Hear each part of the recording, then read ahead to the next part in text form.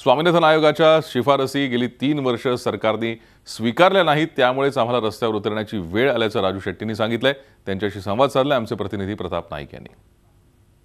स्वाभिमानी शेतकरी संघटना सुद्धा आक्रमक झालेली आहे आणि कर्जमाफीला घेऊनच आज स्वाभिमानी शेतकरी संघटनेचे नेते राजू शेट्टी आज कोल्हापूर जिल्हाधिकारी कार्यालयावर महामोर्चा काढणार आहेत। राजू शेट्टी माझ्यासोबत आहेत।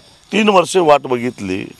2014च्या लोकसभेच्या निवडणुकीमध्ये मोदी साहेबांनी आम्हाला आश्वासन दिलेलं होतं, जर काँग्रेसचं सरकार पराभूत झालं आणि एनडीएचं सरकार जर सत्तेवर आलं तर या देशातल्या शेतकऱ्यांना उत्पादन खर्चाच्या 1.5 हमीभाव देण्याचं आश्वासन दिलेलं होतं।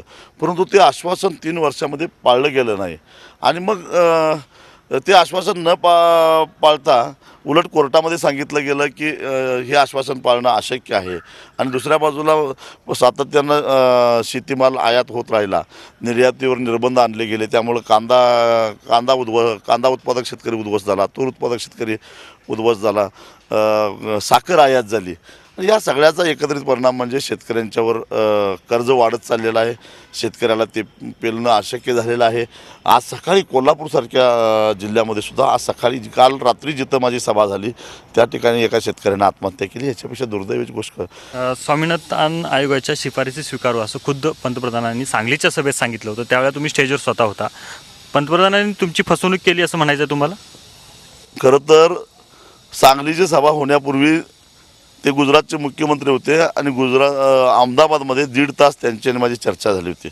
मुंडे साहेबांच्या मध्यस्थीनं मी एनडीएत प्रवेश केला, स्वाभिमानी शेतकरी संघटनेला घेऊन ते यासाठीवर प्रवेश केलेला होता आणि एक नद्याजोड प्रकल्प ज्यामुळं सिंचनाचा प्रश्न सुटणार होता आणि दुसरा स्वामीनाथन यांच्या सूत्रानुसार शेतकऱ्यांना उत्पादन खर्चाच्या 1.5 हमीभाव देण्याची शाश्वती।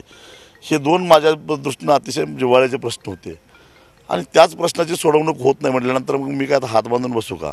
मला सांगा की आज कोल्हापूर जिल्हाधिकारी कार्यालयावर तुम्ही मोर्चा काढणार आहात, नेमक्या काय मागण्या आहेत? पहिली मागणी आहे की शेतकऱ्याचा 7/12 कोरा झाला पाहिजे, स्वामीनाथन यांच्या सूत्रानुसार हमीभाव द्या, ही दुसरी मागणी।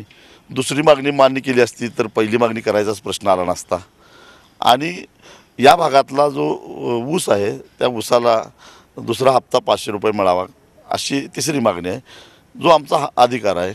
आणि कोल्हापूरच्या बैठकीमध्ये ठरलेलं होतं की त्यावेळी साखर 2728 होती, FRP अधिक 175 रुपये पहिली उचल घ्यावी आणि भविष्यात साखरेचे भाव वाढतील तसं उचल वाढवून द्यावी। साखरेचे भाव 4000 गेले तर आता दुसरी उचल 500 रुपयाची द्यावी, ही मागणी आहे। व्हिडिओ जर्नलिस्ट मिथुन राजेचा प्रताप नाईक, झी मीडिया, कोल्हापूर। झी 24 तास रहा एक पाऊल पुढे।